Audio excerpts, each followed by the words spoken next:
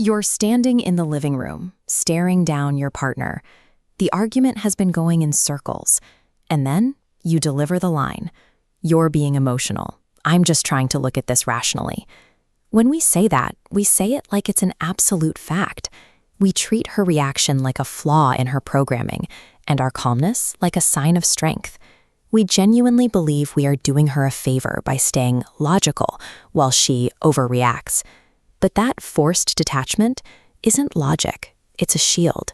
We use the word rationally because it provides a safe distance from the messy, uncomfortable reality of what we're actually feeling in that moment. This is where the confusion starts, believing that feeling nothing is the same thing as thinking clearly. This diagram represents an equation drilled into many men from childhood. We learn that women feel and men think, that emotions are a liability, and logic is the only tool that matters. We build our entire identities around this split. We take pride in staying cold.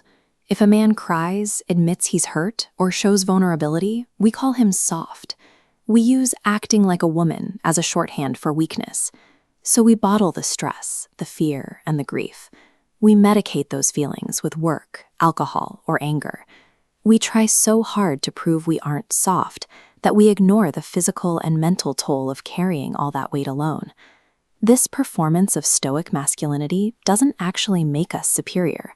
It just leaves us isolated, exhausted, and increasingly disconnected from the people we care about. We aren't actually more logical than women. We just have a harder time naming what we're experiencing. Look at decisions we call rational. Ghosting someone? Driven by fear. Refusing to apologize? Fueled by ego and pride. Even working to the point of collapse is rarely logic. It's the quiet terror of being seen as a failure.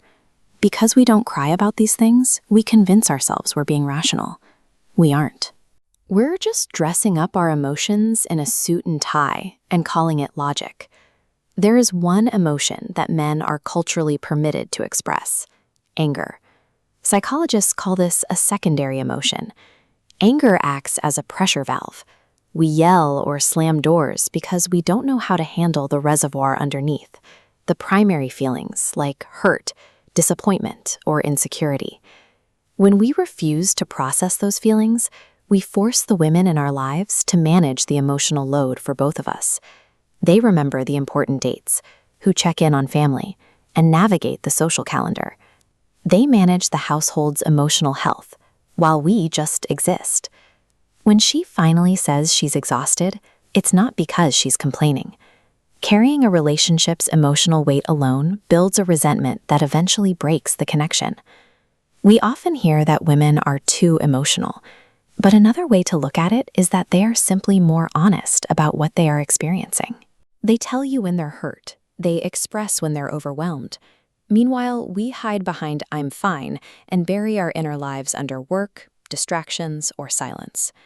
When we dismiss that honesty as overreacting or being too sensitive, we teach them that their feelings aren't safe with us.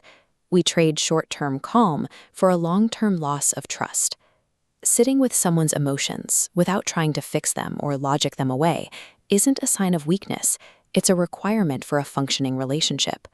Real strength looks like the humility to listen, not to defend yourself or prepare a rebuttal, but to actually understand the person standing in front of you. It also means learning how to give a real apology. No shifting blame. No, "I'm sorry you feel that way." Just, "I was wrong. I hurt you. How can I make this right?" It means taking initiative. Not waiting for a checklist or a reminder to show up for your partner, but actively participating in the emotional work of your own life. Ask yourself, are you performing this stoic routine for the approval of other men? Or are you ready to actually connect with your family? Dropping the ego isn't a surrender of power. It is simply the work required to show up as a person who is actually present in their own life. It's time we stop confusing emotional illiteracy with logic.